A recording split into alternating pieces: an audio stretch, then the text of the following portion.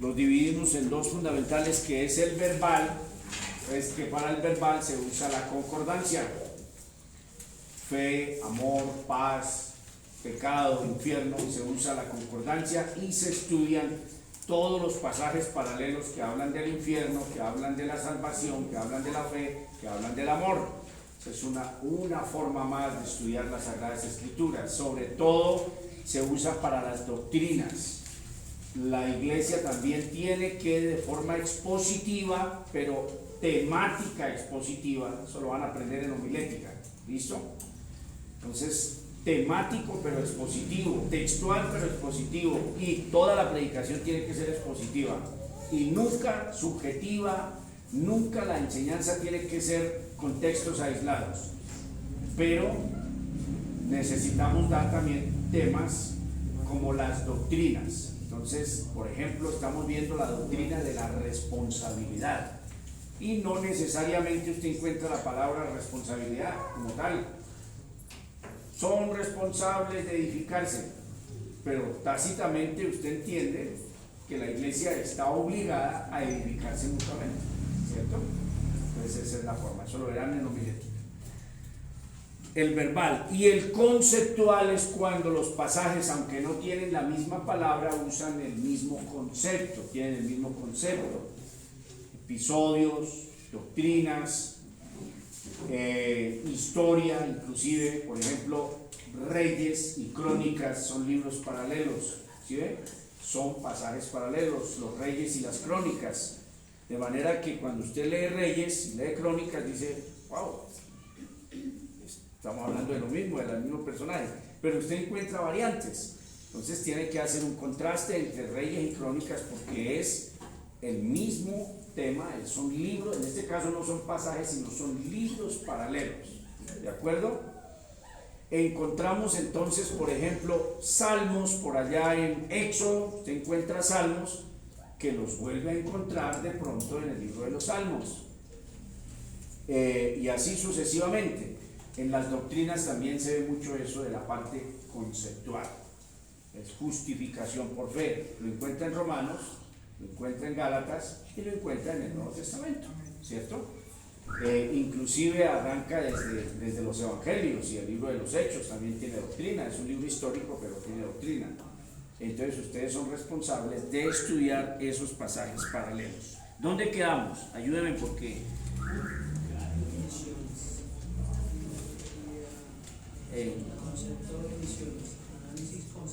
denme una cita, denme algo ahí, Llegamos al concepto de misiones.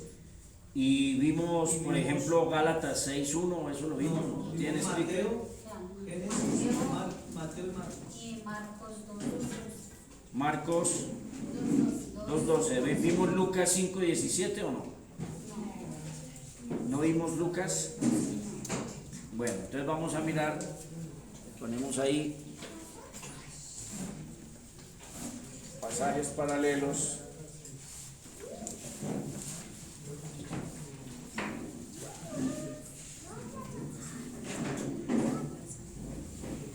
Conceptuales.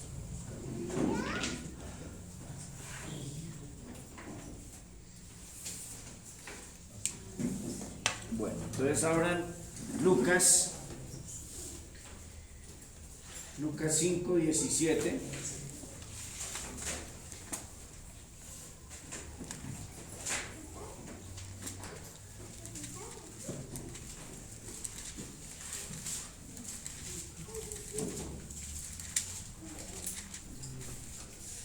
A veces me preocupo porque no llegan de pronto las tareas, hay personas que están como desertando, pero siempre llevemos esto a la oración, ¿listo?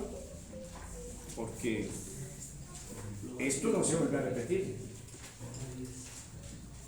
por lo menos creo que para ustedes no sé si para otro grupo de la iglesia, pero para ustedes no. Entonces, si desaprovechamos esto, lo hemos desaprovechado para siempre. Lucas, dije 5:17, ¿cierto? Aconteció un día que él estaba enseñando y estaban sentados los fariseos y doctores de la ley, los cuales habían venido de todas las aldeas de Galilea y de Judea y Jerusalén, y el poder del Señor estaba con él para sanar. Y sucedió que unos hombres traían en un lecho a un hombre que estaba paralítico, procuraban llevarle adentro y ponerle delante de él, pero no hallando cómo hacerlo a causa de la multitud, subieron encima de la casa y por el tejado le bajaron con el lecho, poniéndole en medio delante de Jesús. Al ver él la fe de ellos, le dijo: hombre, tus pecados te son perdonados. Entonces los escribas y los fariseos comenzaron a cavilar, diciendo: ¿quién es este que habla blasfemias? ¿Quién puede perdonar pecados sino solo Dios? Jesús entonces, conociendo los pensamientos de ellos, respondiendo les dijo: ¿qué caviláis en vuestros corazones? ¿Qué es más fácil decir: tus pecados te son perdonados, o levántate y anda? Pues para que sepáis que el Hijo del Hombre tiene potestad en la tierra para perdonar pecados, dijo al paralítico: a ti te digo, levántate, toma tu lecho y vete a tu casa. Al instante, levantándose en presencia de ellos y tomando el lecho en que estaba acostado, se fue a su casa glorificando a Dios. Y todos, sobrecogidos de asombro, glorificaban a Dios, y llenos de temor decían: hoy hemos visto maravillas. Entonces, ¿qué hacen ustedes? Toman los tres pasajes, el de Mateo, el de Marcos y el de Lucas, y juiciosamente hacen un contraste entre los tres y comienzan a buscar diferencias. Ese es su trabajo, su responsabilidad. No simplemente recibir la información que yo doy. Entonces usted toma el de Mateo y lo lee y se percata qué dice Mateo. Luego va a Marcos, lo lee otra vez y comienza a encontrar contrastes entre Marcos y Mateo. Luego va al de Lucas y hace lo mismo. Y compara entonces por qué los tres evangelistas dijeron cosas distintas. ¿Por qué el uno dijo menos? ¿Por qué el otro dijo más? Y así sucesivamente. Todo eso es necesario. ¿Por qué? Porque usted no sabe cuándo le van a surgir preguntas. ¿Por qué Mateo contradice a Marcos? ¿Por qué Mateo dice que eran dos? Ejemplo, no estoy hablando de este pasaje. Por ejemplo, en lo de los leprosos, muchas veces encontramos en un evangelio, algunas veces en un evangelio que dice que era uno y en el otro encontramos que eran dos. Y así sucesivamente. Cuando no tenemos conocimiento comenzamos a enlagunarnos, y si acaso hay algo deprimente para un contradictor, para una persona que quiere burlarse de Dios, que quiere por debajear la Biblia, menospreciarla, si acaso es deprimente, es encontrarse con un cristiano, con un evangélico que no sabe nada de Biblia. Entonces las personas que están aquí sentadas son responsables de conocer la Biblia, porque por eso hemos dicho hasta la saciedad: nos vamos a alejar del pentecostalismo, vamos a abandonarlo, esa parte del cristianismo vamos a abandonarla, y llevaremos nuestra iglesia con la ayuda del Señor a una iglesia bíblica, 100% bíblica, no parcialmente, sino en su totalidad. Es muy deprimente pastores que no saben dónde están los pasajes, no saben los mandamientos, no saben el sermón del monte, nada. Pero son pastores, eso es muy curioso. Entonces, que no sea el caso. ¿Listo? Esa parte. Vamos a ver entonces ahora, por ejemplo, San Mateo 9. Vamos a ir a San Mateo 9. San Mateo 9, 18. Vamos a hacer este trabajito. San Mateo 9, 18.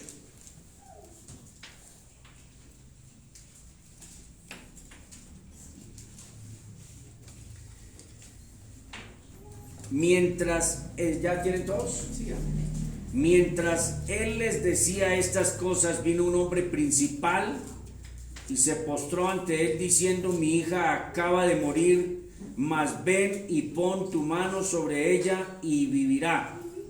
Y se levantó Jesús y le siguió con sus discípulos, y he aquí una mujer enferma de flujo de sangre desde hacía 12 años, se le acercó por detrás y tocó el borde de su manto, porque decía dentro de sí: si tocare solamente su manto seré salva. Pero Jesús, volviéndose y mirándola, dijo: ten ánimo, hija, tu fe te ha salvado.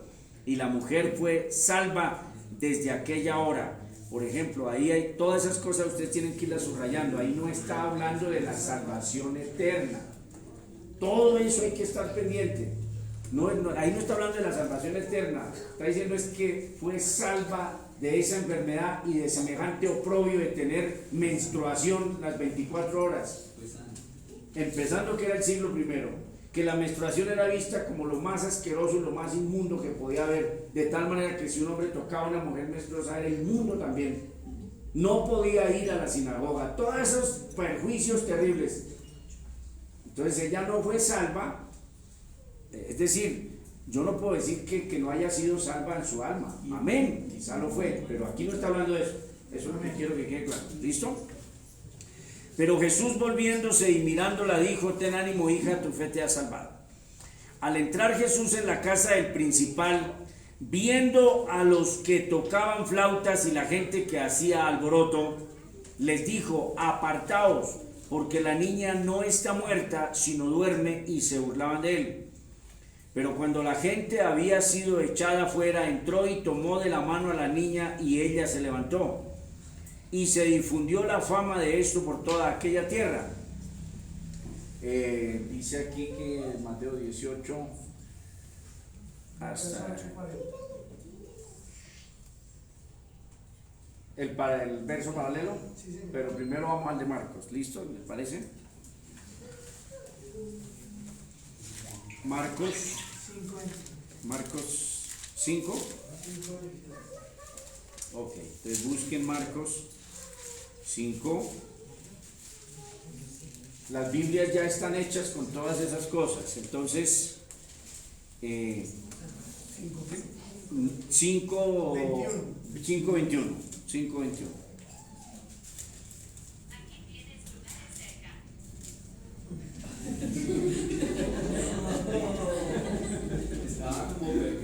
Toca reprender ahí. Bien. Pasando otra vez Jesús en una barca a la otra orilla, se reunió alrededor de él una gran multitud, y él estaba junto al mar. Mientras él les decía esto, mire, eso es lo que estoy haciendo. Aquí ya está diciendo otras cosas. Es el mismo episodio. ¿Sí ven? Bien. Y estaba junto al mar. Vino uno de los principales de la sinagoga llamado Jairo, y luego que le vio se postró a sus pies y le rogaba mucho, diciendo: mi hija está agonizando. Ya comienzo a encontrar grandes diferencias.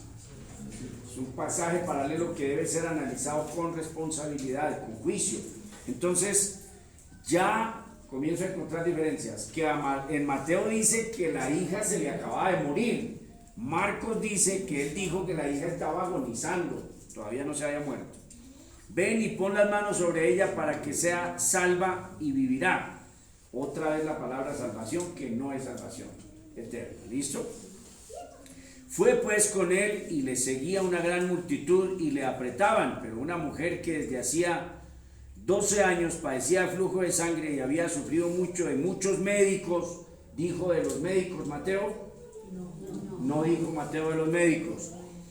Y gastado todo lo que tenía y nada había aprovechado, antes le iba peor. Cuando oyó hablar de Jesús, vino por detrás entre la multitud y tocó su manto, porque decía: si tocare tan solamente su manto, seré salva.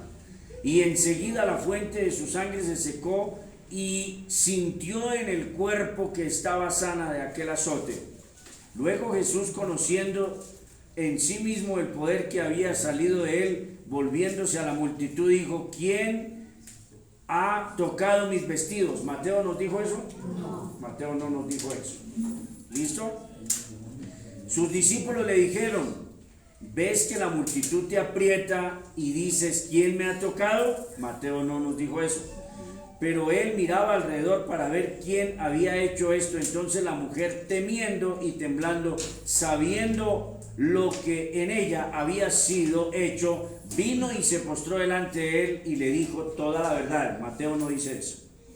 Y él le dijo: hija, tu fe te ha hecho salva. Otra vez, no está hablando de la salvación eterna. Ve en paz y queda sana de tu azote. Mientras él aún hablaba, vinieron de la casa. Eso no lo dice Mateo. ¿Están conmigo? Sí. Listo, eso no lo dice Mateo. Mientras él estaba ahí, todavía se vinieron de la casa. Y dice que él llegó a la casa. Aquí dice que vinieron de la casa del principal de la sinagoga diciendo: tu hija ha muerto. Mateo no dijo así. ¿Por qué? ¿Para qué molestas más al maestro?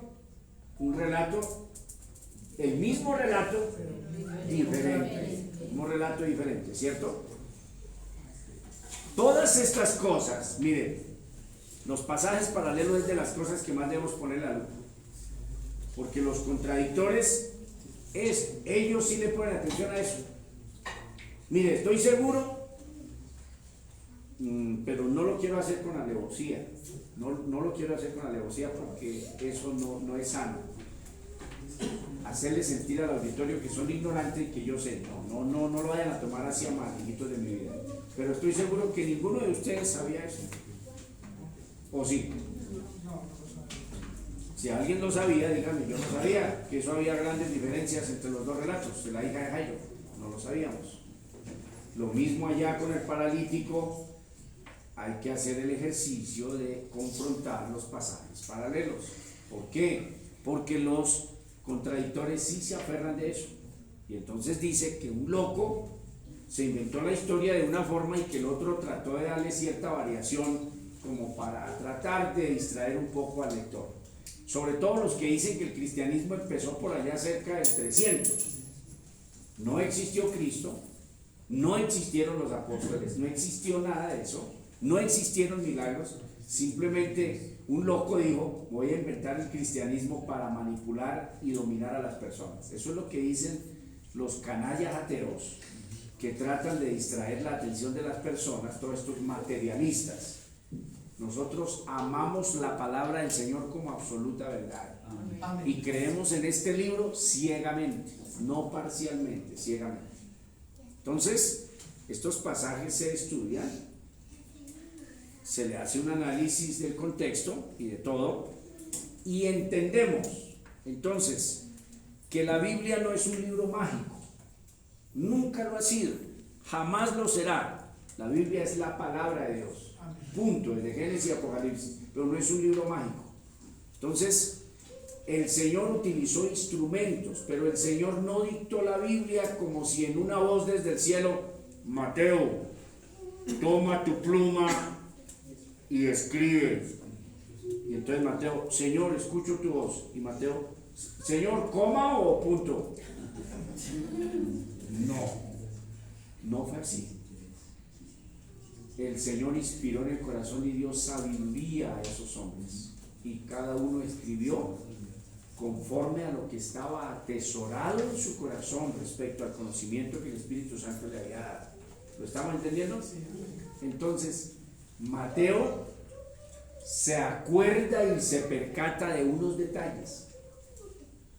Pedro, que es el que dicta a Marcos el Evangelio, y que seguramente Marcos también es un discípulo, pienso que es muy muchachito, es un adolescente, pero es familiar del apóstol Pedro, y seguramente este Marcos también ha presenciado, también ha estado en todos estos episodios, pero se responsabiliza al apóstol Pedro de haber dictado o por lo menos ayudado a Marcos. Entonces, este Marcos se detalla otras cosas importantes que vio en el episodio, y cada uno escribió conforme a su sinceridad y a la óptica que tuvo el episodio. No tiene por qué ser copias exactas, no, es la experiencia de cada evangelista en sus 3 años y medio de caminar con Cristo. El mismo Juan dijo: si todas las cosas que Jesús hizo se hubiesen escrito, se necesitaría cubrir el mundo, o no cabrían los libros en el mundo para escribir detalle por detalle. ¿Qué nos dio a entender Juan? que ellos habían hecho un trabajo superficial, en el buen sentido de la palabra. La Biblia no es superficial, pero que ellos habían hecho un trabajo de lo más relevante. Entonces, para no decir la palabra superficial, sino extrajeron lo relevante, lo grandioso, lo que los marcó, y escribieron. Por eso encuentra usted esos pasajes así. Pero Jesús, luego que oyó lo que se decía, dijo al principal de la sinagoga: no temas, cree solamente. Mateo no dice eso. Y no permitió que le siguiese nadie, sino Pedro, Jacobo y Juan, hermano de Jacobo. Los tres, para los que no les gusta que hay personas a las que les tenemos mayor confianza, mayor cariño, mayor amistad, que nos compenetramos más, hay personas en la iglesia que no les gusta esto. Cristo da ejemplo que hay gente con la que yo me compenetro más, no con el 100%. Y Jesús tenía su círculo de 3 hombres: Pedro, Juan y Jacobo, el hermano de Juan. ¿Listo? Entonces, Pedro, Jacobo y Juan. Y vino a la casa del principal de la sinagoga y vio el alboroto y aún los que lloraban y lamentaban mucho. Mateo nos dice era que había un alboroto de tocaban flautas. Marco nos dice era que había un montón de gente llorando. Y entrando él les dijo: ¿por qué alborotáis y lloráis? La niña no está muerta sino duerme. Palabras exactas de San Mateo. Marco y San Mateo están diciendo ahí lo mismo. Y se burlaban de él, mas él, echando fuera a todos, tomó al padre y a la madre de la niña, no dice eso Mateo, y a los que estaban con él, y entró donde estaba la niña, y tomándola de la mano, dijo a la niña, esto no lo dice Mateo, Talita Cumi, que traducido es: niña, a ti te digo, levántate. ¿Listo? Y luego la niña se levantó y andaba, pues tenía 12 años, y se espantaron grandemente, pero él les mandó mucho que nadie lo supiese, y dijo que se le diese de comer. Mateo no dice absolutamente nada.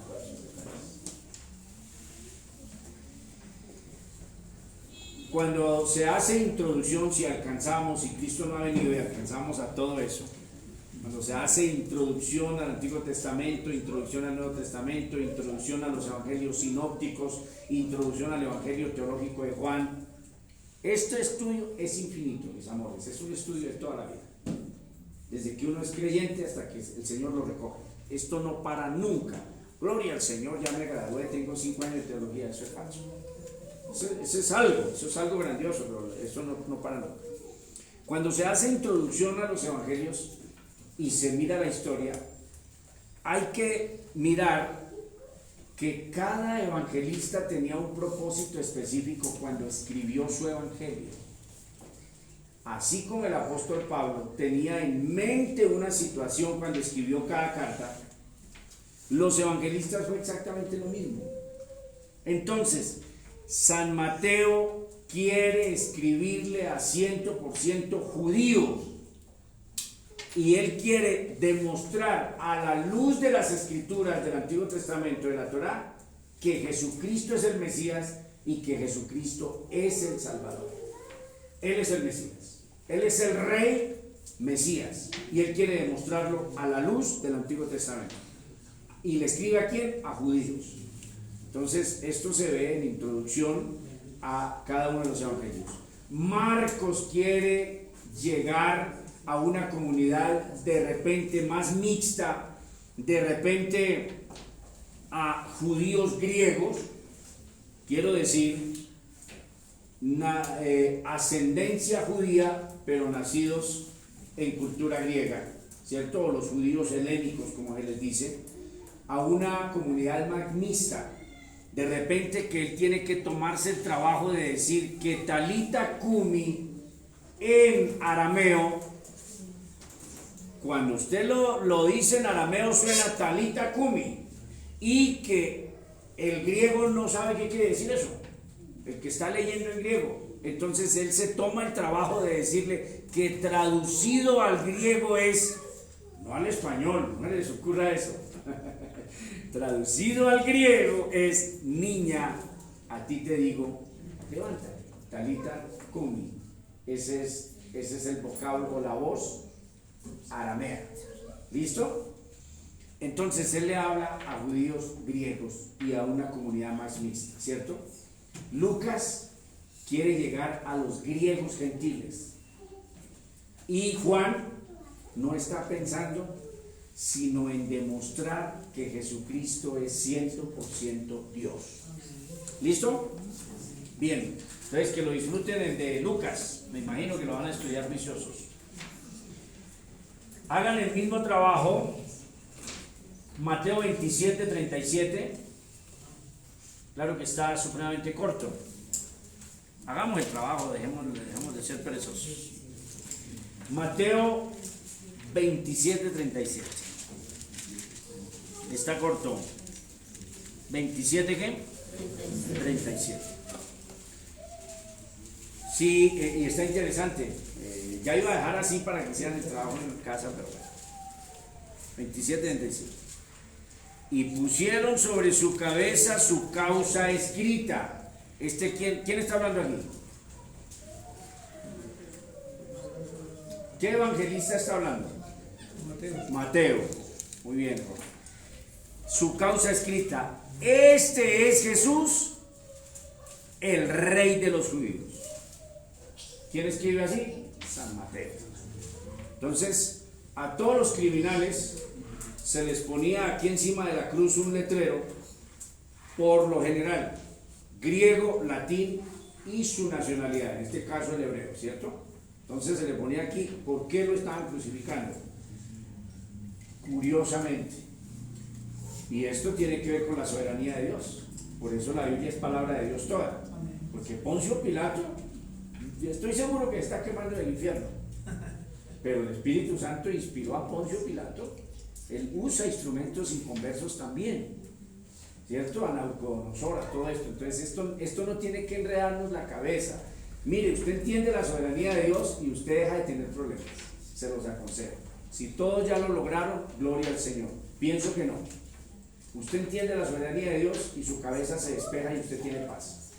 Pero cuando usted no ha creído y no se ha empapado de la soberanía de Dios, piensa, por ejemplo, que usted tiene la responsabilidad de convencer a las personas al Evangelio. Piensa que usted tiene la responsabilidad de santificar la gente en la iglesia y que usted regaña o se pone bravo y que la gente se asusta y se santifica. No es así. La iglesia tiene que tener muchas dificultades porque el Señor en su soberanía permite que así sea, como tener a Judas tan perverso y tan malo 3 años y medio al lado de Cristo. ¿Listo? Entonces, Poncio Pilato, inspirado por el Espíritu Santo, dijo, yo voy a escribir la causa. No dijo, señores ahí, Caifás, Anás, por favor, ¿dónde está el viejito Anás? Que ya mire, está todo. Anás, eso ya era ya contra la higiene. Sí, Anás, eso ya, había 2 sumos sacerdotes. Y entonces no dice Poncio Pilato, discúlpenme, señores sumos sacerdotes, ¿qué le pone? ¿Por qué es que lo van a matar? No. Yo voy a escribir la causa de esta crucifixión. Este es Jesús, el Rey de los judíos. Y entonces inmediatamente Caifás, que era el más Caifás de todos, ¿cierto? Cuando usted quiera a una persona así, que esas personas que lo hacen así, usted dígale Caifás. Ese Caifás, digo, no señor, disculpe señoría, el que se dice lo que he escrito, escrito está. Y en las películas lo hacen bien bonito, porque el tipo, el Caifás, hace como, porque sabía que esta era una autoridad romana que no se podía contradecir. Entonces le dijo, lo que he escrito, escrito está. Así se queda. Entonces, semejante aviso en la cruz. Oiga, estos locos están matando a su rey. Porque no dice, el que se dice no, es este. Mire, a ver, léalo. Este es Jesús, ¿qué? El Rey de los judíos. Eso fue una humillación muy brava. Bueno, dejemos de predicar y vámonos a Marcos. Marcos 15. ¿Sí se apasionan por el estudio de la Biblia o no?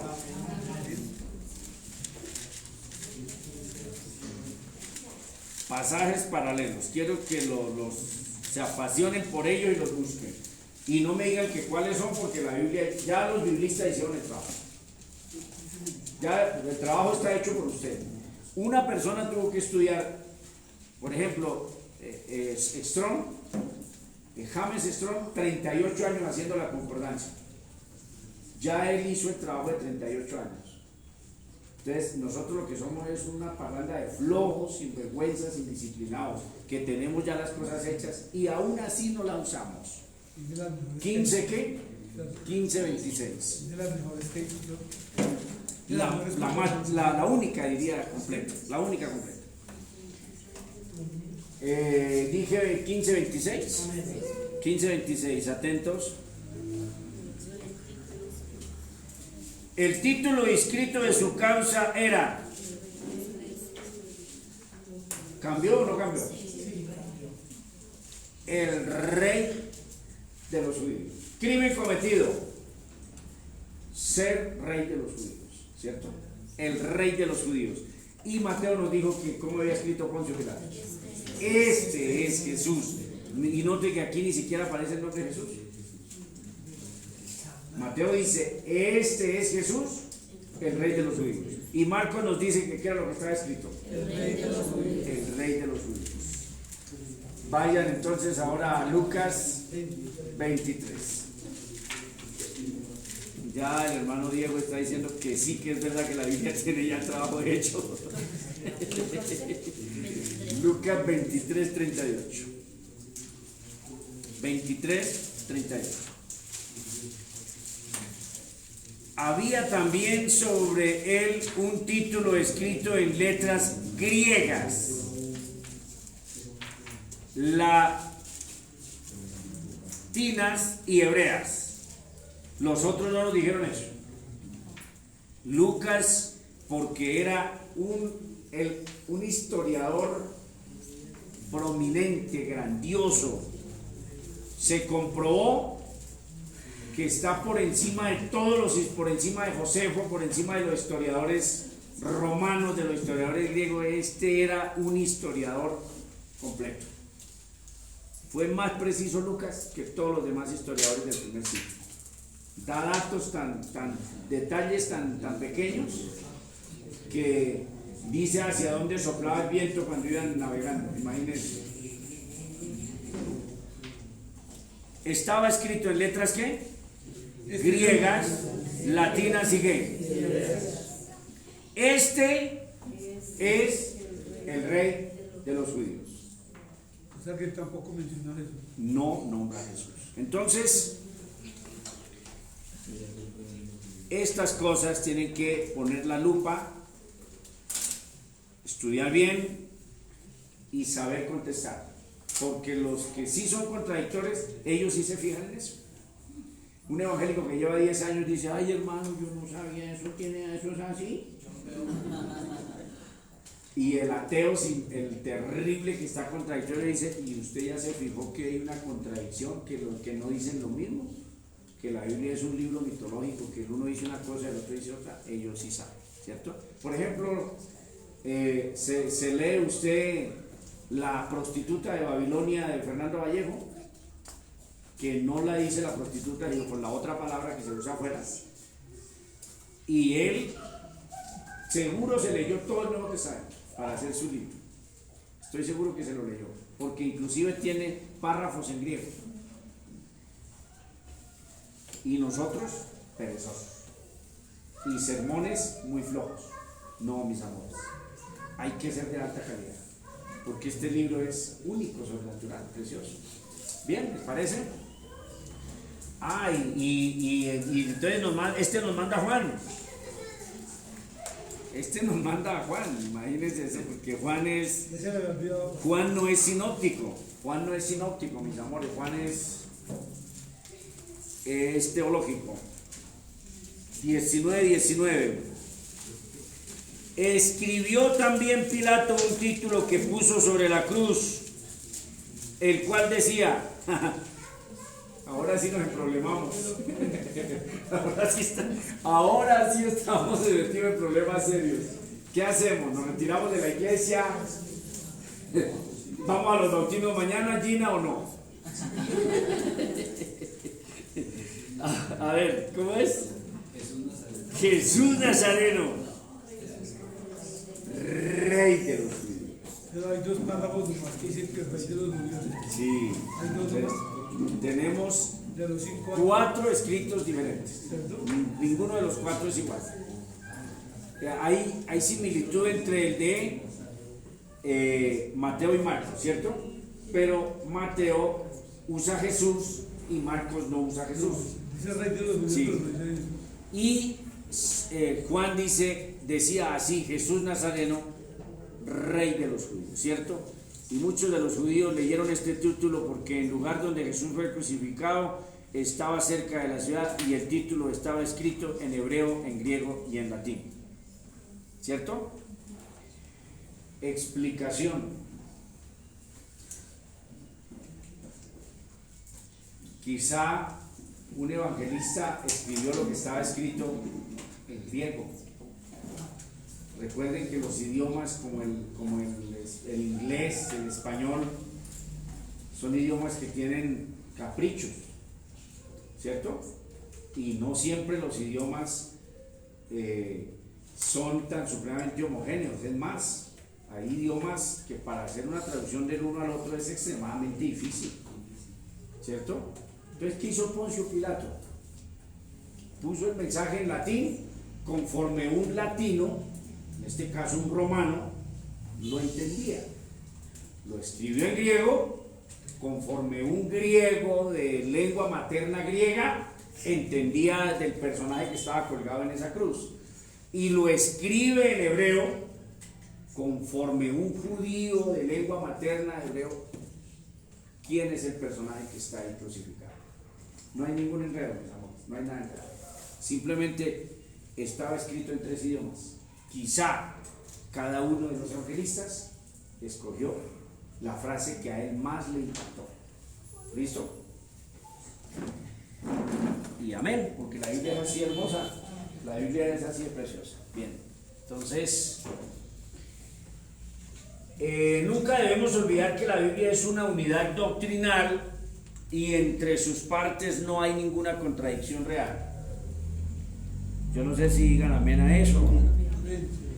La Biblia no tiene ninguna contradicción. Podemos encontrar aparentes contradicciones, pero reales ninguna. No podemos tomar textos de aquí y de allá a tontas y a locas. No soy yo la mente el que usa el lenguaje así fuerte. Sino que un tonto y un loco pues es una persona no confiable. Y ahí dice a tontas y a locas. El manual. Debemos tomar en cuenta el contexto, la historia, hacer el análisis que estaba escrito en 3 idiomas, que los idiomas nunca, mire, en inglés, ¿cuál es a ver, los que sí saben de verdad, cuál es el problema que hay en inglés? Que va primero el verbo, el sujeto, ¿cómo es? A ver, voy a hacerlo en lo que yo entiendo.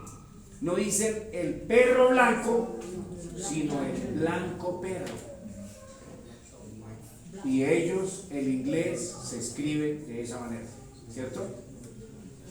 Y tienen y se les queda, porque cuando lo pasan al español uno les escucha complicado, ¿cierto? Bien, entonces, contexto, historia, pasajes paralelos. Antes de ocurrírsenos que la Biblia tiene errores, no tiene errores. De repente se nos rompe la cabeza nosotros analizando, oiga, ¿y por qué uno dijo Rey de los judíos, Jesús Nazareno? Y de pronto ni siquiera se nos asoma el pensamiento, es que ya están diciendo que estaba en 3 idiomas. Pero resulta que Lucas, ¿a qué comunidad quería llegar? A los judíos. A los griegos, a los griegos. Mateo, ¿a quiénes? Ahora sí, a los judíos, ¿cierto? Lo más seguro es que en hebreo, a ver, lo más seguro, vayámonos al siglo I y vivámoslo, ¿cómo es que decimos? Existencialmente. Lo más seguro es que en hebreo decía, este es Jesús, el Rey de los judíos, ¿cierto? Y seguramente ya en griego, que es lo que quiere Marcos, seguramente decía el Rey de los judíos.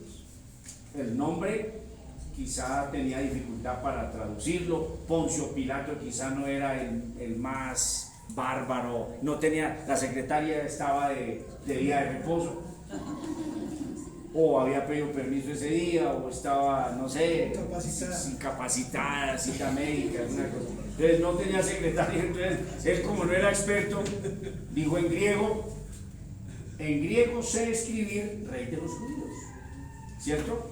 En hebreo no me va tan bien, pero vamos a esforzarnos. Caifás, ¿cómo es? ¿Nazareno qué? Y quizás el mismo Caifás le dictó y después dijo, oiga, pero diga que es el que se dice. Le dijo, no señor, lo que he escrito, escrito está. Y si quedó con problema de ortografía, me importa lo mismo. Así que, ¿quién lo empujó a que dijera así? El Espíritu Santo, ¿cierto? Porque no podía quedar que nuestro Salvador era un impostor. Quedó en la cruz que lo habían matado por ser el auténtico y único Rey de los judíos. Esa fue su causa de haberlo matado. Bien, vamos entonces, ahora nos vamos para algo fenomenal. Título, entonces. Lenguaje figurado.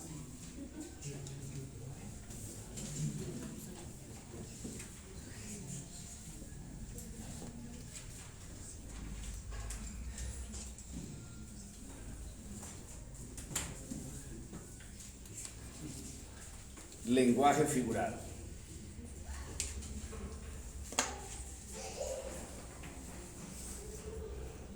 La forma de comunicarse del ser humano,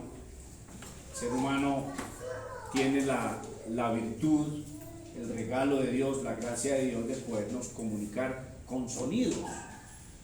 Lo que realmente hacen nuestras cuerdas vocales con el aire, articuladas con la lengua, es emitir un sonido. Pero el Señor tan precioso hace que esos sonidos sean coordinados por el cerebro, y el cerebro es una máquina tan perfecta que a medida que vamos pensando al tiempo, o sea, usted está pensando y está hablando al tiempo. ¿Cómo esta máquina puede hacer eso? Yo no lo sé, pero usted está pensando. Yo aquí, por ejemplo, estoy pensando para dar la clase, pero estoy hablando a la vez de que mi pensamiento va funcionando. Y el cerebro me dice qué sonido hacer. El cerebro ordena las cuerdas vocales articulados con la lengua, con el aire, qué sonido se hace, ¿cierto? Entonces, Pastor, perdón, pero al mismo tiempo el ser humano puede hacer también lo que su merced hace y todos lo hacemos. Está pensando, está hablando y está haciendo un movimiento. correcto, bien, muy bien, Jorge. Entonces, a los sonidos toca hacerles una figura. Entonces, o así, que al sonido A hacemos esa figura. Porque ¿cómo más? A cada sonido le corresponde ¿qué? Una figura. A cada sonido. Entonces, descubrieron todos estos maestros, estas personas fenomenales, descubrieron que hay vocales y que hay consonantes. Entonces, con es que necesita de una vocal para poder sonar. Entonces, la P necesita de una A para poder sonar, porque sola, entonces,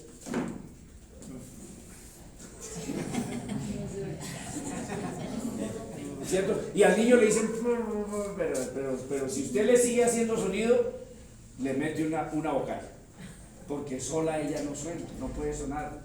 Por eso dice consonante, necesita una compañera para poder sonar. ¿Listo? Entonces, Mire lo grandioso que es todo esto que Dios nos ha regalado. Entonces, estas son figuras que representan ¿qué? Un sonido. Esto representa un sonido, ¿cierto? Y son tan monstruos todavía, más terribles para uno inclinarse, casi, arrodillarse solo a Cristo, pero uno casi que se les arrodilla, que encontraron la forma con 26 diminutas y pequeñas y reducidas, y como más lo digo, 26 letras, hablar todo un idioma con 26 letras. Definitivamente el idioma español es lo máximo, de verdad. Yo pienso que español se va a hablar en el cielo.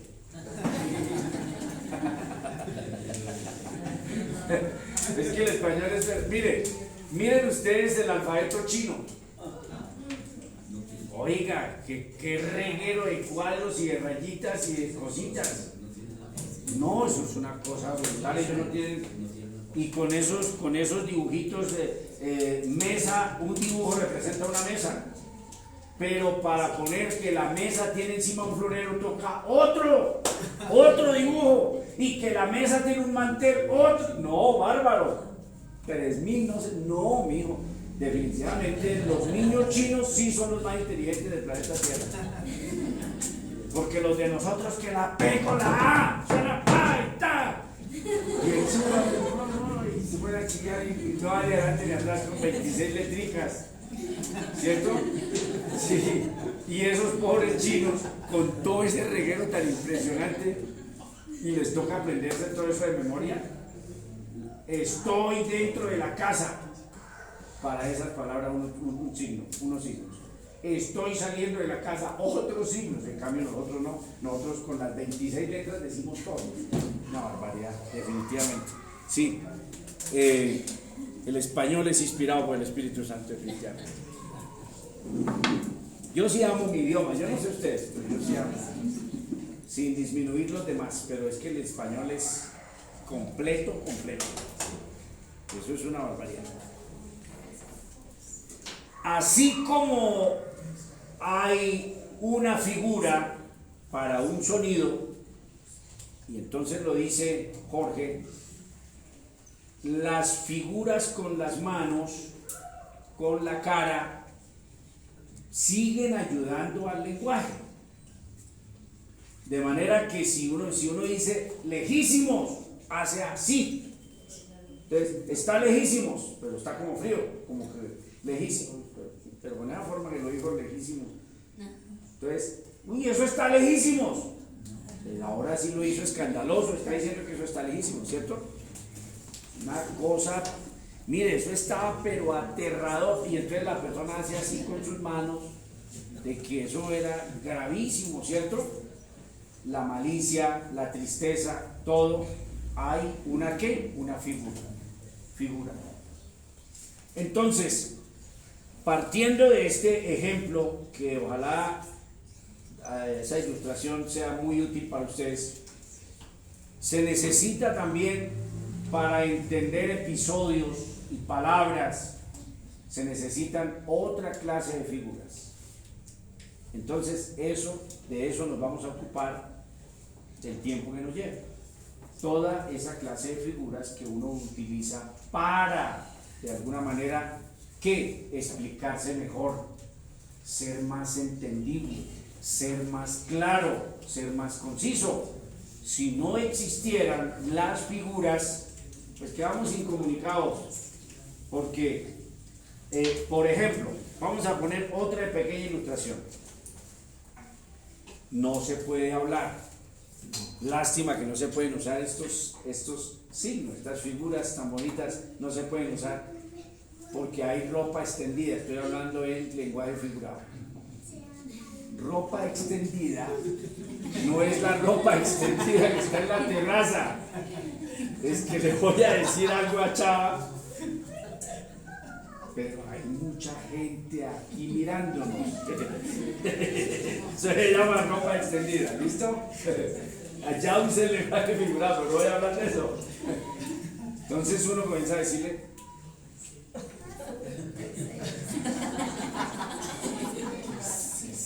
que se salga, o le hace, Y entonces le quiere decir que entró alguien. O que allá están haciendo algo.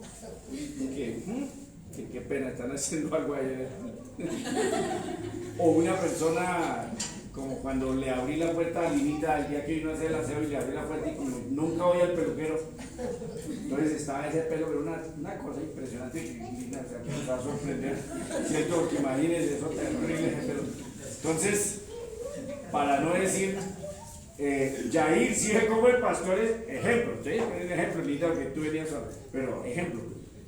Yair mire como el pastor está despelucado. Entonces, para no decir eso así, porque entonces es cosa que figurada. Las figuras es de lo más bello de la comunicación.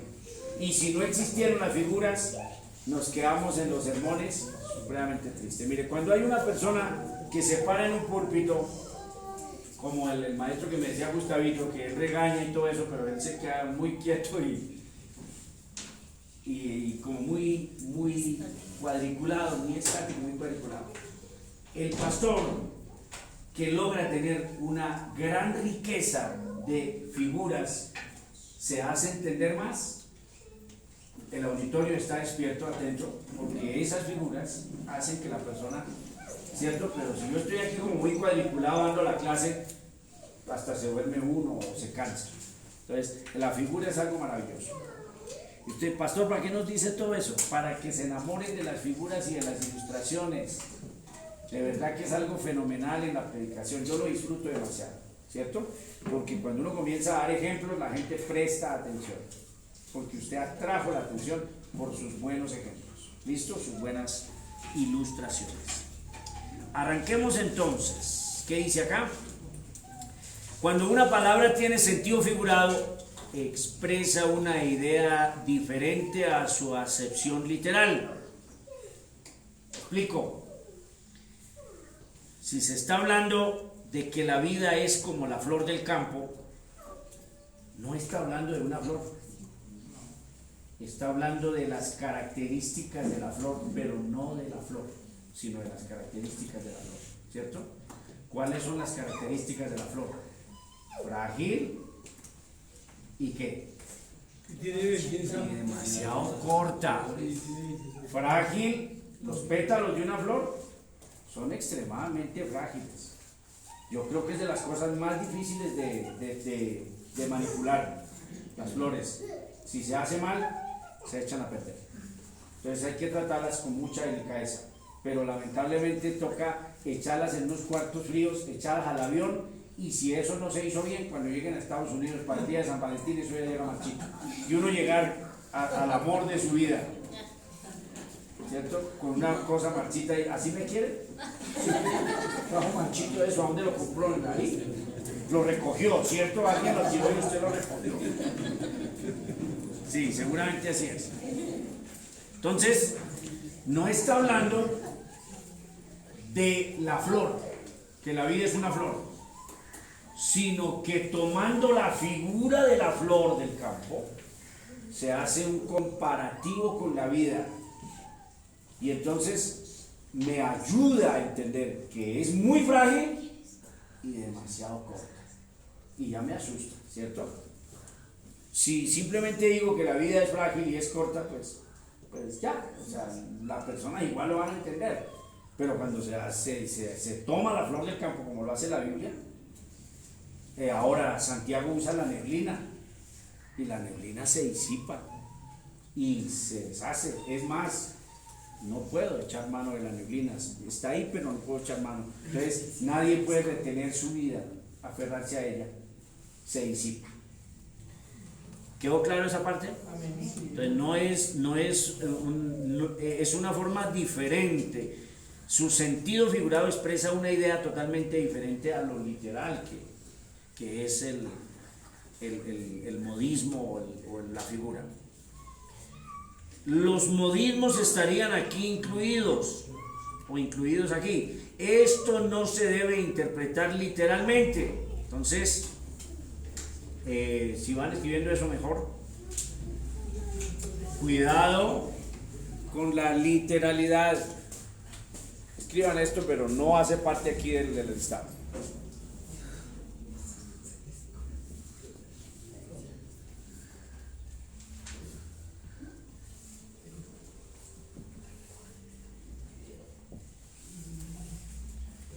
Si acaso hay algo grave, es la literalidad o literalista.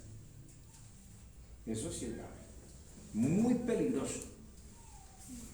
Entonces, una norma hermenéutica es que nosotros interpretamos la Biblia de forma literal. No confundan las dos cosas.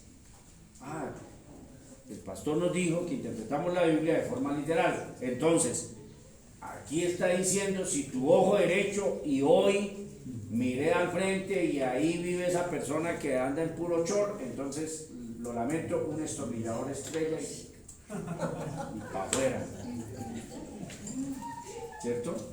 Y hermano, ¿qué le pasó? ¿Le cayó una basura? No, hermano, pues siguiendo fielmente la obediencia a las Sagradas Escrituras, hay una vecina al frente que sale en chor, casi en panty. Y pues lamentablemente no soy capaz de vencer eso, entonces, y si sigue así, le dice al pastor, si sigue así, el otro domingo llego con el otro, también me lo saco. ¿Cierto? No es así, mis amores. Toca tener cuidado con el lenguaje figurado. Identificarlo, saber cuándo la Biblia está hablando del lenguaje figurado. Advertencia. La Biblia tiene un altísimo, rebosante contenido figurado. De una vez es una advertencia para ustedes. La Biblia no tiene un par de versículos figurados. Está llena y borrada, saturada de lenguaje figurado. ¿Eso quiere decir entonces que no la interpretamos literalmente? No, seguimos interpretando, haciendo una interpretación histórico-gramatical literal. Pero a cada cosa le damos la aplicación correcta. Por ejemplo, cuando la palabra del Señor dice no matarás, ¿está hablando del lenguaje figurado o está dando un mandamiento contundente literal? No mate, no adulteres. ¿Sí ven? Entonces, así tiene un tremendo contenido donde es literal. Las doctrinas, por ejemplo, las doctrinas del apóstol Pablo. Justificados por la fe tenemos paz para con Dios. No hay nada de lenguaje figurado. Está diciendo que somos justificados por la sangre de Jesucristo. La sangre de Jesucristo, su Hijo, nos limpia de todo pecado. No hay lenguaje figurado ahí. Es que nos limpia la sangre de Cristo de nuestros pecados. Es su sangre preciosa la que nos limpia, ¿cierto? Si lo aplico, pues la sangre de Cristo no se ha rociado sobre mí, pero por la fe es las mismas veces que si se hubiese rociado la sangre del Señor sobre mi vida, ¿cierto? Bien, entonces, cuidado con esto, ¿listo?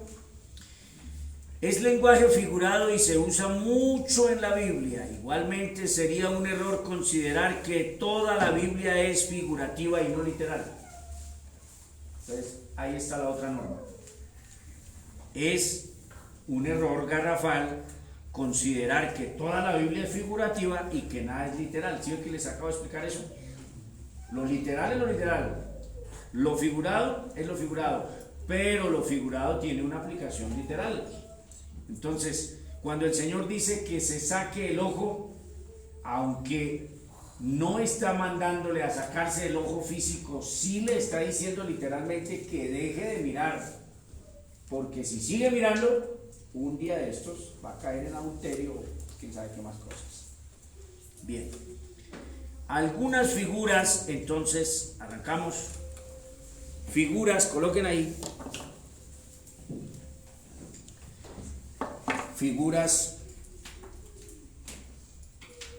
de comparación.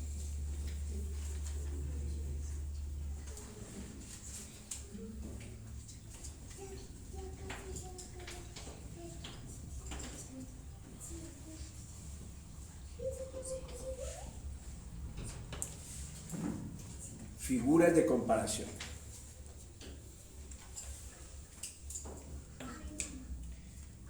Entonces, vamos a hacer la lista. Símil.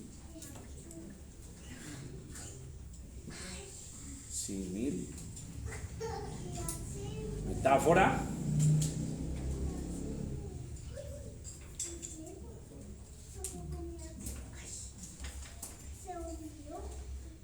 Pleonasmo.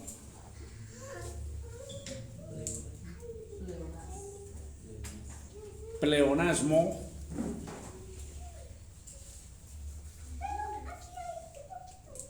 Sinécdoque. Sinécdoque. Imagínense eso.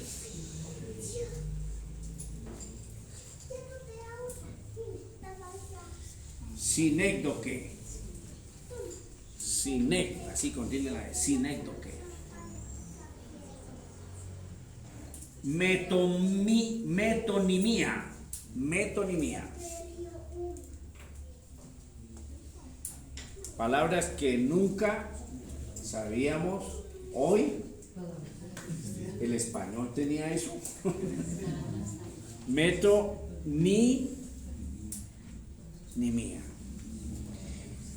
Y uno dice tantas cosas para estudiar la Biblia. Sí, claro. Claro, sí.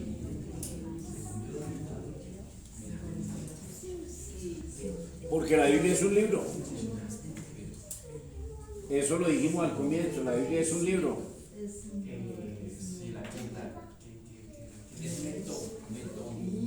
Ah, no, pues escribí mal, mira.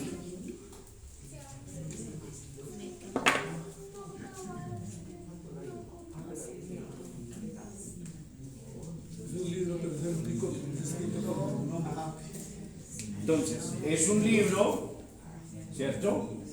Es un libro escrito obviamente en un idioma. Los libros están escritos en idiomas, ¿cierto?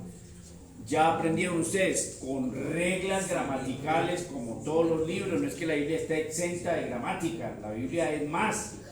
Debe responsablemente uno estudiarla y enseñarla gramaticalmente. Esa es una de las reglas de la correcta interpretación de las Sagradas Escrituras, es la gramática, ¿cierto? Historia y gramática y literalidad. Si usted se va con esos tres cimientos, nunca se va a torcer, ¿cierto? Porque usted aplica la gramática para el momento de aplicarla. No de que, por ejemplo, esta señora, quieren golpearle la cara a Mamón. ¿De dónde saca eso esta mamona de verdad? ¿De dónde saca eso? ¿Sí han visto el video o no? ¿Sí? ¿Quién quiere golpear la cara de Mamón con $1000?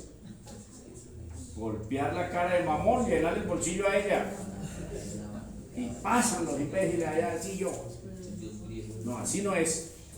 Entonces, ¿por qué mete a Mamón, que es el ídolo de las riquezas de esto? ¿Por qué lo mete ahí? ¿Y por qué dice que yo lo golpeo a él con $1000?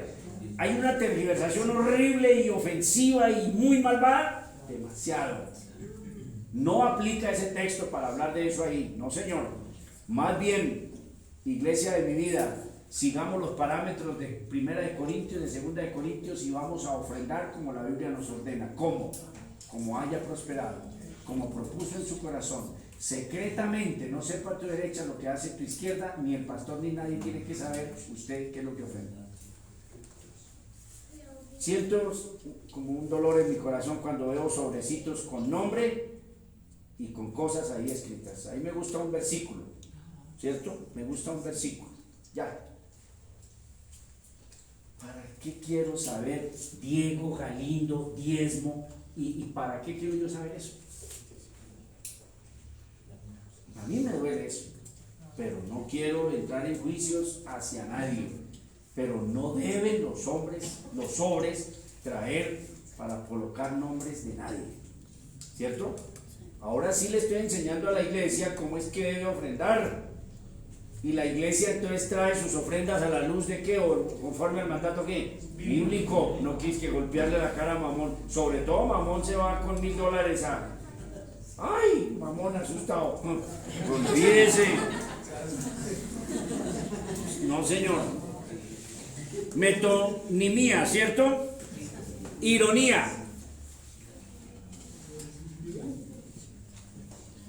Ironía, esa la aprendí bien, la ironía la aprendí bien. Paradoja. ¿Arriba me voy o qué? Paradoja. ¿Será que nos demoramos aquí? Sí, cierto, que sí nos vamos a demorar. Eufemismo.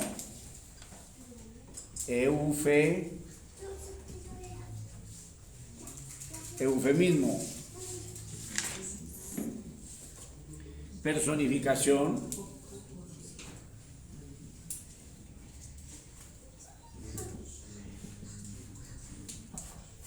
Personificación.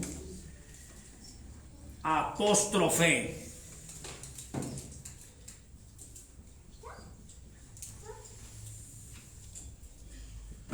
Apóstrofe. Alegoría.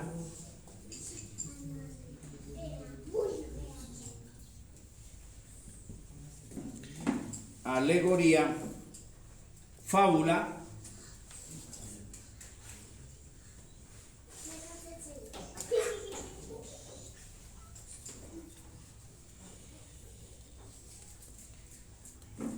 Enigma.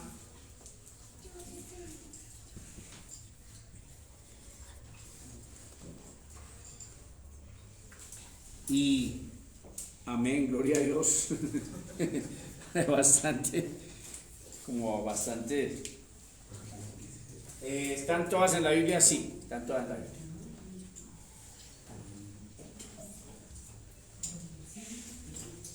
Esto es una de las riquezas más hermosas de las Sagradas Escrituras. Esto, de las cosas más bellas de la Biblia. Y muchas partes de la Biblia las entendemos con suprema claridad, con mucha claridad y con facilidad, porque están con estas figuras. Entonces usted entiende fácil. Por ejemplo, así, al azar, vosotros sois la luz del mundo. Es un lenguaje figurado, ¿cierto? Y el Señor amplía su figura diciendo: una ciudad asentada sobre un monte no se puede esconder. Sigue dando figura, ¿cierto? No se enciende la luz y se pone debajo de la mesa, sino se pone encima en un candelero para que alumbre a todos. Y inmediatamente, ¿qué dice? Inmediatamente, enseguida, ¿qué dice? ¿No se acuerdan? No importa. Así alumbre vuestra luz delante de los hombres. Con ese lenguaje figurado tan hermoso, de una vez me dijo: el cristianismo, Pedro, no es para llevarlo en secreto ni a escondidas. El cristianismo es para que se entere toda la cuadra, toda la familia, toda la empresa, si se puede toda la ciudad, si se puede todo el país. Que donde usted llegue, ese señor que está allá es cristiano. Porque hay harto evangélico, agente secreto. Un montón de cristianos que, imaginen que el Señor que es omnisapiente, el Señor Jesucristo que es omnisapiente, Él lo sabe todo, omnisciente, y el Señor no sabe que son cristianos, imaginen eso. Cuando el Señor, no, yo nunca lo vi, ¿usted es cristiano? Le dice el Señor. Sí, Señor. Yo nunca lo vi. Cuidado, que hay personas que les da penita o no. Cuidado con eso. Bien, pero no es predicación, que yo me pongo aquí a predicarle a ustedes, hombre. Sí, bueno, arrancamos entonces. Ahí vamos bien. Borramos y este lenguaje figurado es una hermosura. Traigan alcohol, pero no aguardiente, néctar, ni whisky, ni eso, sino traemos alcohol. Hay todavía alcohol, ¿cierto? Sí, hay alcohol. O sea, no del otro no, sino de limpieza. ¿Escéptico es que se llama? ¿O antiséptico? O industrial para limpiar. Sí, porque digo alcohol y el que es alcohólico dice gloria al Señor, gloria a Dios. Bien. Dicen, pastor, hoy no está tan triste. Y esta semana fue muy dura. esta semana fue muy dura. Hasta hoy, imagínense, hoy llegó una persona que compra bastante bloque de segunda, yo soy el encargado de eso, y llegó a hacerme el reclamo porque le vendía a otra persona.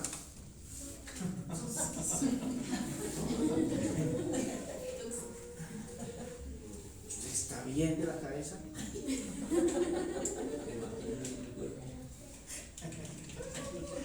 Los dos tenemos un negocio, yo le debo, usted es un comprador y el 100% de gente de esta ciudad puede venir aquí a comprar lo que le dé la gana. Ay, Señor bendito, o sea, el diablo sí la agarró contra mí, ¿o qué? Que estamos como disgustados, don Pedro, harto. Señor bendito. Esta semana fue dura. Bueno, símil. Pongan así bonito, letras bonitas, grandes, mayúsculas. Símil. Entonces el símil es una comparación.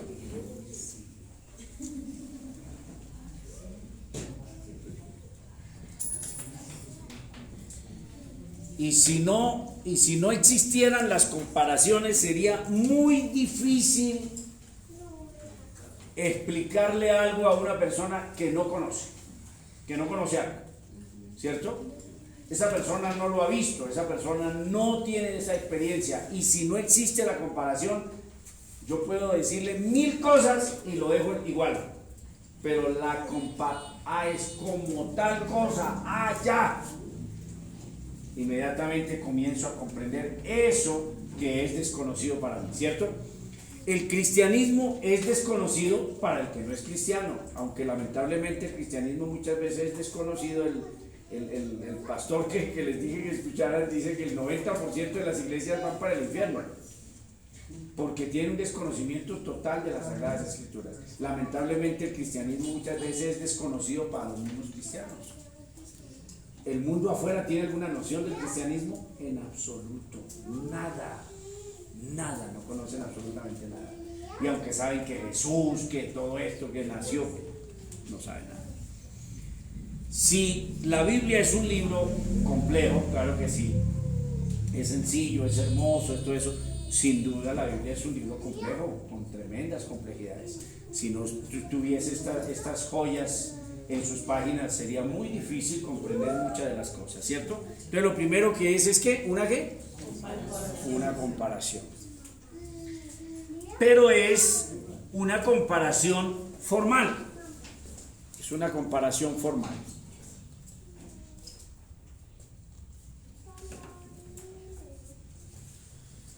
Entonces toma una cosa, un acto, una cosa, un animal, una persona, un lugar, una cosa, ¿cierto? Cosa como qué, pastor, una espada, un asadón, un martillo, toma todo eso, lo toma, ¿cierto? Y la otra parte, que es la que yo voy a explicar, entonces la puedo explicar con esta figura, ¿cierto? Entonces me queda difícil, voy a comenzar a hacer uso de todo esto. Me queda difícil decirle a Dieguito que la Biblia lo va a golpear durísimo. Entonces, Diego, la Biblia te va a golpear. Como no es así tan fácil decir cómo golpea la Biblia, entonces digo, tal como un martillo que es capaz de romper piedras, la palabra del Señor es como ese martillo que quebranta la piedra. ¿Y cuántas figuras, cuántos símil, no olviden eso, cuántos símil tenemos de la Biblia? Espada de dos filos. Esa es una comparación formal, ¿cierto?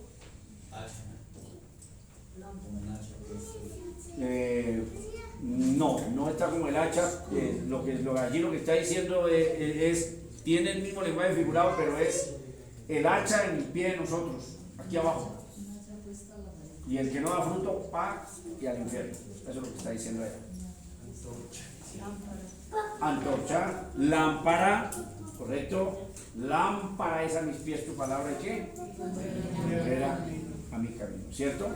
Y así encontramos muchas de la palabra del Señor, pero también es fuego, ¿cierto? Y así. Bien. Silencio, mis amores. Silencio, hijitos. Entonces, objetos, acciones, cosas, personas, normalmente llevan las siguientes conjunciones. ¿Cómo? Conjunciones.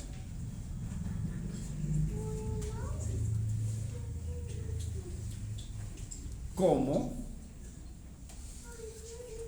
Mi palabra es como martillo que quebranta la piedra. ¿Cierto?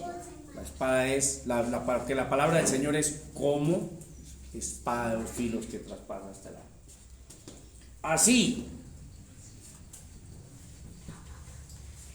como el rocío que desciende, Isaías, rocío que desciende y llena la tierra y dice, y da fruto, bueno, allí en Isaías, que da semilla al que siembra, pan al que come.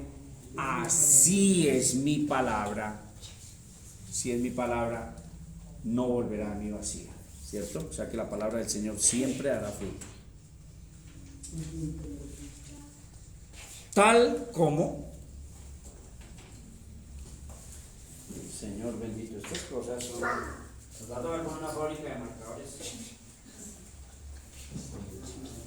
Y estoy extrañando el verde, no lo veo. Está ahí en el bolsillo en el otro bolsillo. En el otro bolsillo. Gracias.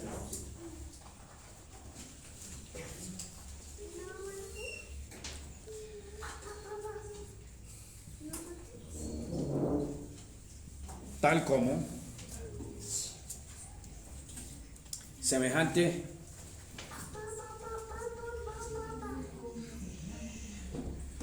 porque el reino de los cielos es semejante a, ¿sí ve? Entonces póngale ahí, semejante a.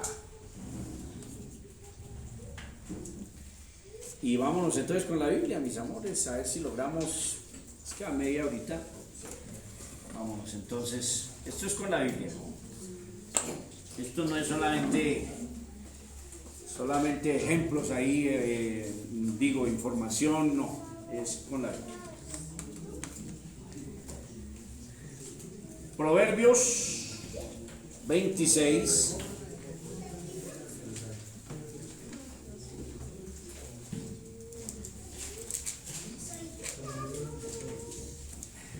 Proverbio 26:1.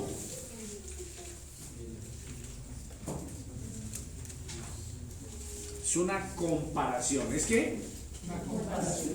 Pero una comparación formal. Entonces, ¿qué quiere decir esto? Que así como el martillo quebranta piedras, la palabra quebranta corazones. ¿Cierto? Así como la lluvia cae a la tierra y esa lluvia hace un efecto en la tierra que es producir, comparo, la palabra del Señor produce, y así sucesivamente. Así como la espada de forma literal traspasa, corta y es tremenda, una espada afilada, así la Biblia es como una espada. Dice así, 21, 26, 26, 1. ¿Sí le había dicho no?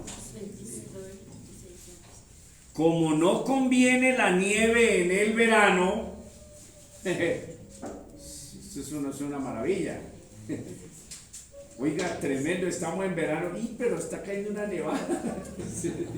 O sea, no. Es ilógico. Totalmente irracional. Como no conviene la nieve en el verano ni la lluvia en la siega, está hablando de que esas dos cosas son irracionales. ¿Cuál es el símil? Lo anterior es lo formal literal. Lo anterior es lo formal literal. Lo que quiero explicar, hagamos el ejercicio completo. Lo real, lo literal, ¿qué es? Que no cae nieve en el verano. Eso es una cosa, eso es una verdad absoluta. Eso es una verdad absoluta. No cae nieve en el verano. Y en el tiempo de la siega, que es el verano, no llueve, porque estamos en verano, ¿cierto? Esa es la realidad, la verdad absoluta, literal. ¿Qué quiero explicar con eso? Ahí, mis amores, ahí en su Biblia, no. Miren, no el profesor Salomón que adivinar, no adivinen nada. No. Ahí está. Ahí está. ¿Qué quiere explicar Yair? El necio no es merecedor de la honra. Ah, bueno. Entonces Yair quiere explicarnos en su ejemplo, en su sermón. Mi hijo le toca mañana ya en el sermón. Y usted nos quiere explicar que es muy grave honrar a un necio. Y me han escuchado en el púlpito cuando me salgo y hasta a veces me avergüenzo porque me salgo de casillas, digo palabras muy duras, grito mucho y a veces el lunes a llorar allá arrodillado, Señor, exageré en el sermón. Pero bueno, esta iglesia me ha aprendido a amar y a querer así con mis grandes defectos. Cuando me ven gritando y manoteando uno, es que a los idiotas tienen derecho a existir. Es que no estamos diciendo que pena de muerte a los idiotas. No, nadie ha dicho eso. No, pena de muerte a todos los idiotas. Los locos. ¿Cómo le ocurre a nosotros una ley, Gustavo? No, que matemos todos los locos.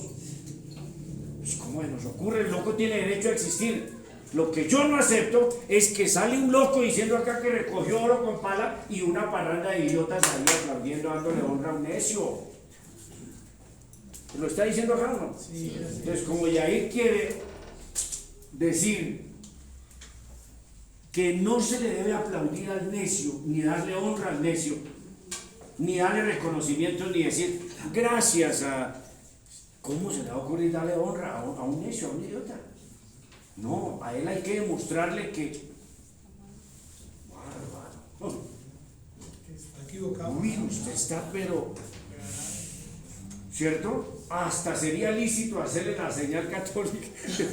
Ruegue por su alma, porque por usted ya no hay nada que hacer. ¿Sí o no? Estamos disfrutando hoy, ¿cierto? No conviene al necio ¿qué? Entonces, si yo digo, y ahí no es correcto darle al necio honra, pues el auditorio me entiende que es. Pero cuando yo lo figuro, ¿cierto? Por ejemplo, aquí él usó esta figura. Podemos usar otra figura. Fuera de esa podemos usar un montón de figuras de las cosas que no convienen, ¿cierto? Entonces, otra figura. Es que la niña de 5 años se va a casar con el señor de 40. ¿Eso es lógico? No. Eso es irracional. Irracional totalmente, ¿cierto? Dios sí hace cosas así preciosas, hermosas como con Sara. Pero si a mí me llega la hermanita Betsabe mañana y me dice, pastor, regáleme 5 minutitos, pastor, estoy embarazada, y la hermanita Betsabe. Hermana, usted, algo, hermana, por favor, ¿qué está consumiendo? ¿Qué sustancias está? Es una cosa que irracional. Ustedes me van a deber muchas cosas, me deben. Este seminario es mi cobra, ¿no? Entonces, si estas figuras tan extraordinarias que pone la Biblia,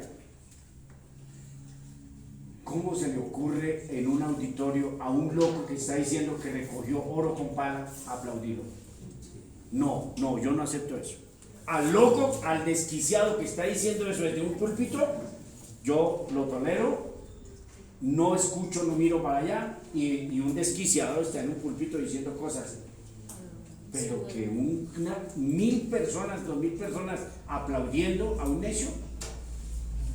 ¿Entienden el valor del lenguaje figurado? Hagan símil en sus sermones, hagan mucho símil, disfrútenlo, porque el auditorio lo va a disfrutar y va a entender. Esos oyentes están más necios que el pastor. Claro, Están más necios que él. el tipo sí tiene derecho a vivir, el auditorio pena de muerte. Porque lo están. ¿Cómo se nos ocurre? Sí, y antes así tan descaradamente, con una frialdad, y recogimos el oro con palas, por ahí tenemos oro todavía, Señor bendito. Mire, cayó nieve en el Sumapaz, que hacía 20 no sé qué años que no caía nieve en el Sumapaz, y fue Caracol, los elitistas, el canal de ultraderecha fue al Sumapaz a tomar video de una nevada y que salió por noticias y salió hasta mi hermano diciendo, ay, que uno se sentía feliz de la nieve, mi hermano ahí haciendo el esfuerzo de salir bien por televisión, ¿cierto? Entrevistándolo. Ay, Dios mío, cuando vi a mi hermano sentí pues, misericordia.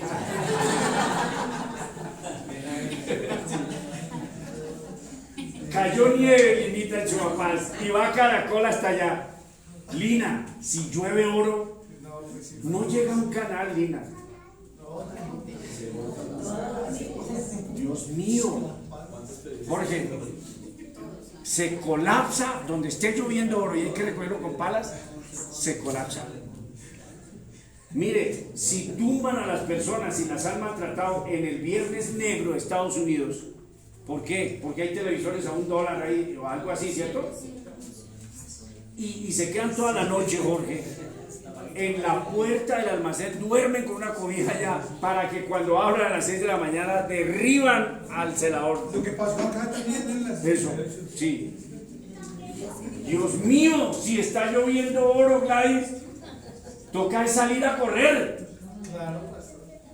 Nos van a derribar la puerta, Jorge, y hay que despejar. ¿Cómo va Guillermo Maldonado, este canalla, a decir que llovió oro y que todavía lo tiene por ahí guardado? Bárbaro. Yo no acepto que la gente le honre. Pero me puse a predicar, mis amores, no era así. El símil. Salmo 42.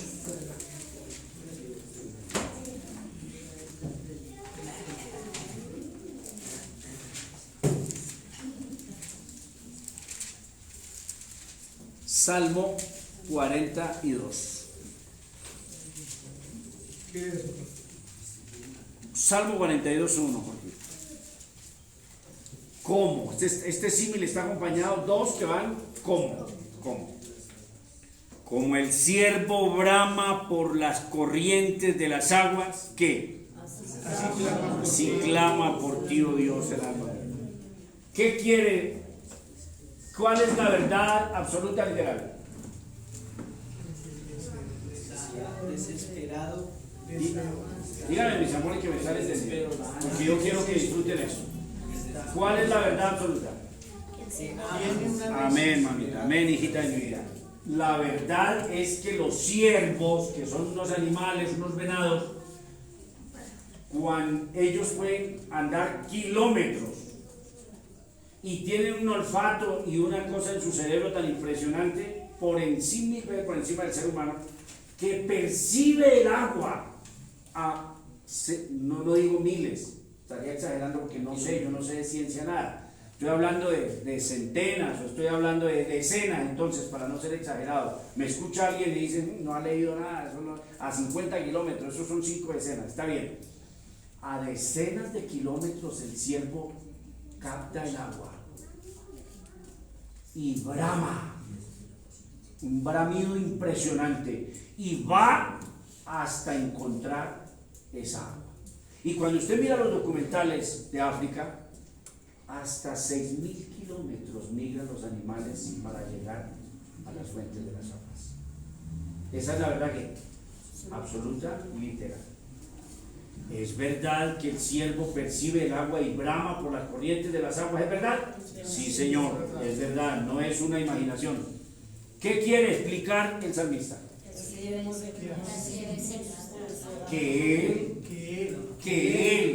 Él quiere explicar que él desea a Dios, a Cristo. Quiero llorar. Por eso es deprimente ver a la iglesia que llega tarde, que está perezosa para orar, que de pronto hasta se enfadan las personas porque uno los invita a orar. Es deprimente, muy triste para un pastor. Pastor, una pregunta. En algunos versos pueden haber más de 2 figuras. Claro, mi hermanito, inclusive muchas en los proverbios, en los salmos, eso está inundado. No, pero en un solo versículo pueden haber más de 2 figuras. Puede haber más de 2 figuras, puede que si el texto puede que encontrar este y otra, eso sería un buen trabajo para descubrirlo. Cuando hayamos aprendido todo, identificado claramente qué es metáfora, uno puede decir, ve, aquí hay 2 figuras. ¿Sí ve, Jorgito? Te dice, mire, sé que es una metáfora y sé que es un símil y las encuentro aquí a las 2. O usted dice, ve, este texto es una metáfora. Este texto tiene un pleonasmo, Porque si uno, etcétera, etcétera. si uno analiza bien a profundidad el que habla del yelmo de la salvación, encuentra uno bastante. Pues eso es figurado de principio a fin. Sí. Porque, ¿cuál es la verdad absoluta? La armadura del soldado romano. Porque Pablo seguramente lo está mirando parado ahí. Él está encadenado y el soldado está ahí. Y Pablo está analizando la armadura de ese soldado y sabe para qué sirve. Pablo sabe para qué sirve la armadura del soldado. Y agarra a hacer su símil con esa armadura del soldado. Para explicar algo difícil, que no difícil, pero que no es fácil decir, oren mucho para que el enemigo no los ataque, lean la Biblia. Pues el que está en el auditorio está entendiendo, pero si yo comienzo a hacer un lenguaje figurado grandioso, me dicen, wow, esto es tremendo. Mire esta figura tan hermosa, verdad absoluta: los siervos baraman por las corrientes de las aguas y las encuentran, es lo más impresionante, camina y las encuentra. Así clama que, y cuando es clamar, Dios mío, miren, nosotros estamos muy atrasados en esta parte. Nos falta muchísimo fanatismo por Cristo, perezosos no queremos ser apasionados, fervientes, y dice, así clamo por ti, oh Dios, ¿qué? El alma mía. Y es un lenguaje tremendo para un sermón maravilloso. Ahora, al deseo del alma mía podremos agregar otro símil, podría ser que haya más. Pero este símil es un clamor en oración, ¿cierto? Pues sí. Mi alma tiene sed de ti, es decir, quiero saciarme de Dios, quiero saber de Él, quiero estar en intimidad con Él, quiero hablar de Él. Mi alma tiene sed de ti, ¿cierto? 2, mire Jorge, 2. Mi alma tiene sed de Dios, del Dios vivo. Y entonces hace una pregunta impresionante, dice, ¿cuándo vendré y me presentaré delante de Dios? Cuando dice, ¿cuándo? ¿Qué está diciendo? Faltan todavía 5 minutos, yo quiero ya estar en la... Y uno, ya no alcanzo a llegar porque llego a las 9:30 y eso ya da pena, comienzan a mirarlo a uno así. No vayamos horas. Tremendo, ¿cierto? Jeremías, estén pendientes del reloj porque estoy animado.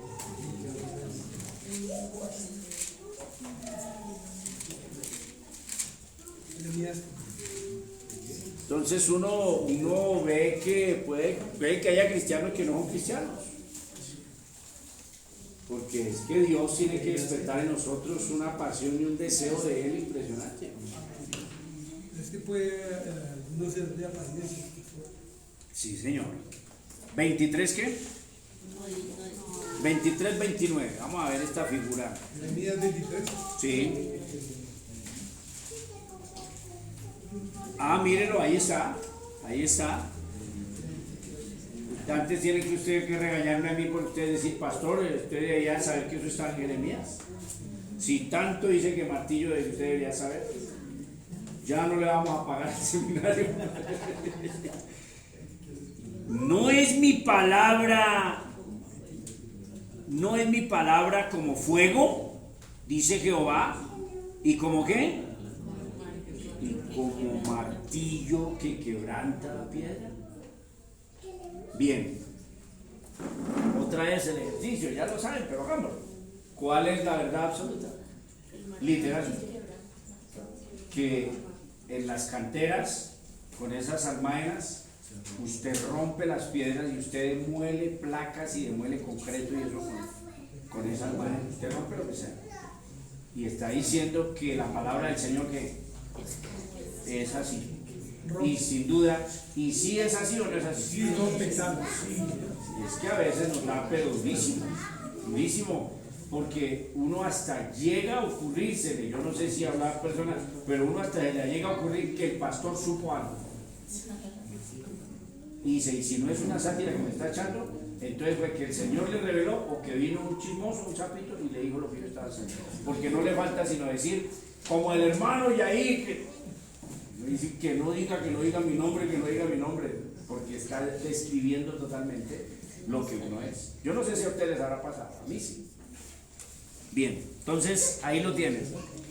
¿Qué trata de explicar? Pues que rompe el corazón, que rompe a las personas. Bien. Seguimos con esa cita, sí, sigamos con la cita, Mateo 23. Mateo 23. Sí, Mateo 23. Mateo 23, 37. 23, ¿qué? Jerusalén, Jerusalén, que matas a los profetas y apedreas a los que te son enviados. Signo de admiración. 23, 37. ¿Cuántas veces quise juntar a tus hijos como la gallina junta sus polluelos debajo de sus alas? ¿Y qué? Entonces, el símil es una comparación corta. Es otra cosita que hay que apuntar ahí. Es una comparación corta. Cuando veamos que eso, yo creo que ya nos toca el otro sábado. El otro sábado no estamos. El otro sábado estamos hablando de nueva era por allá en Santa Celada. Tremendo. Va a tocar usar varios símiles allá.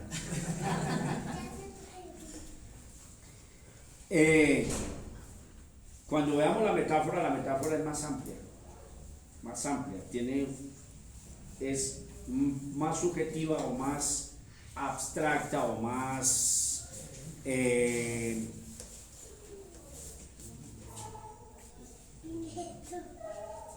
por aquí, implícita, es más implícita o más tácita. Eso lo vamos a ver, tranquilos, no se comiencen a asustar. Ustedes así se... El símil es una comparación corta y supremamente precisa, muy formal. Ya. El ciervo detecta el agua y brama con pasión por esas aguas. Mi alma es igual a ese ciervo buscando a Dios. ¿Listo? Aquí, ¿cuántas veces quise juntar a tus hijos como la gallina junta a sus polluelos debajo de sus alas? ¿Y qué? Verdad literal absoluta. La gallina, o sea, ¿cuántos han visto a una gallina juntar y abrigar sus pollitos debajo de sus alas? O sea, ¿sí es así o no es así? Por eso se dice que el símil usa una verdad formal, absoluta, literal. Graben siempre eso. El símil no usa una figura subjetiva, no, es una cosa real, ¿cierto? El ciervo sí brama por las aguas, el martillo sí rompe piedras, y la gallina ¿qué? Sí junta sus polluelos. Pero además, ¿cómo es ese escenario? Mire, no hay escenario más tremendo que le arrugue el corazón a uno y lo haga llorar, que es el amor maternal en todas sus expresiones. En todas. El de una madre. Eso es una cosa fenomenal, ¿cierto? Yo tengo una imagen que me agua los ojos, que me arruga porque Dieguito mordía, mi hijo Diego mordía y yo le golpeé la cara. Todavía me arrepiento de eso. Yo le golpeé la cara a mi hijo. Y yo veo la escena de Chavita abrazándolo con esa ternura, su carita y llorando ella. Yo me acuerdo de eso como si fuera ayer y me da terrible. Eso es bravo. El amor maternal. Y ustedes ven todos los animales, las mujeres, todos los animales con esa ternura, con ese cariño. Y la gallina llega y se pone así, y todos esos pollitos asoman allá y eso, dando protección, dando cariño, dando ternura. Eso es algo literal, ¿cierto? Y dando ejemplo. Sí. Ahora, ¿que Cristo qué? Entonces, nadie se puede meter debajo de las personas, bueno, excepto Juan. Juan cabía ahí y se recostaba ahí, pero los 12 discípulos no cabían debajo de sus brazos, ni toda la iglesia, no, ni Jerusalén tampoco. Entonces, noten ustedes que cuando yo quiero explicar algo que como que no hay mucho recurso para explicar, Jesús decir, Jerusalén, ¿cuánto te amo? ¿Cuánto he querido protegerte? Entonces, él puede usar muchas cosas y se entiende. No entiendo que no se entienda, no, se entiende. Jerusalén, yo quise protegerte, yo quise guardarte, yo quiero amarte, ¿cierto? Y se está entendiendo. Pero cuando toma el símil de la gallina, nos expresa una ternura y un amor del Señor Jesucristo. Jerusalén, yo quise abrazarte con ternura y recibí insultos, empujones, insultos y rechazo de Cristo. Entonces, impresionante este símil, ¿no? Y un sermón para la iglesia. El Señor quiere abrazarnos y uno rebelde, ¿no? Que no. Entonces, tremendo eso. Nos dan Éxodo. Vamos a ver. Ya casi nos toca irnos.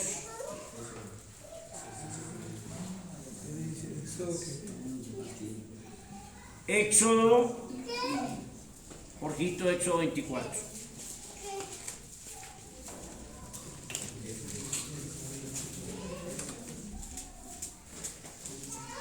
Mire, con estas herramientas, muchachos, con estas herramientas no hay disculpa de un mal maestro. La única disculpa muy válida es que usted no esté llamado a hacer este trabajo. Eso es una disculpa totalmente válida. Y el que no es llamado puede pegarse 10 años de hermenéutica y de teología y ser un fracaso en el púlpito porque no está llamado a ello.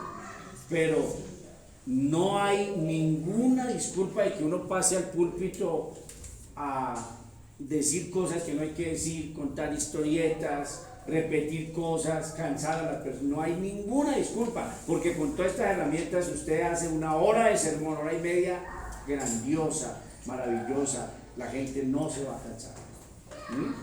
Ustedes dirán, nosotros sí nos cansamos con usted porque ustedes... Pastor, pero perdón, me interrumpo. Sí. En ese caso que su merced dice es por 100% la verdad, pero lo primero que hay que hacer uno tiene que ser orador. O sea, orar. Orar, Está refiriéndose a orar. Si Claro. usted lo sabe y todos lo saben. Claro que sí. Ese es el primer paso. En oración primero. Amén. Bien. Éxodo 24:10. Y vinieron al Dios de Israel,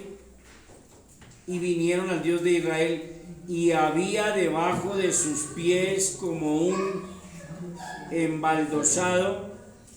Éxodo 24:10. Sí. No quiero dudar, sí. Y vieron, gracias, Tadita, se da cuenta cómo es de tremendo. ¿Sí ve, Dieguito, cómo es que se sube? Cambiando una palabra. Cuando uno cambia una palabra, ya Vieron solo queda, recojan escombros. Entonces cambio vieron por vinieron. Vinieron, correcto, y es vieron. Y vieron al Dios de Israel, y había debajo de sus pies como un embaldosado de zafiro, semejante al cielo cuando está ¿qué? Entonces hay que saber qué es el cielo sereno y como no se puede explicar que es que yo vi a Dios y esa visión difícil, entonces comienzo a dar ilustraciones. Y las visiones siempre van así. En la parte profética, Apocalipsis, todo esto, por ejemplo, Apocalipsis, cuando usted sabe todos estos recursos, usted entiende Apocalipsis muy fluido, lo entiende bien, porque dice, oh, wow, aquí hay una tremenda metáfora, aquí hay un símil, aquí hay todo esto, y comienza uno a entender, ¿cierto? Entonces, mire, ¿el cielo sereno es verdad? Sí, el cielo seguramente en una tarde, en una tarde, un cielo despejado en una tarde es algo fenomenal. Y quieren, el que está escribiendo aquí, el escritor quiere comparar que lo que vio se parece a ese cielo, para que se hagan a una idea del lector. ¿Listo? Vayan a Job 30, estamos pendientes ahí del reloj.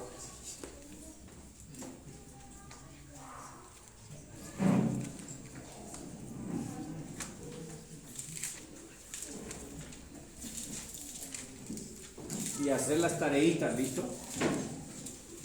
Job 30, 19. Él me derribó en el lodo y soy semejante, aparece la palabra semejante, y soy semejante al polvo. ¿Y qué? Y a la ceniza. No ha derribado el Señor a la persona al suelo, a nadie, no, excepto sí, literal, a Pablo.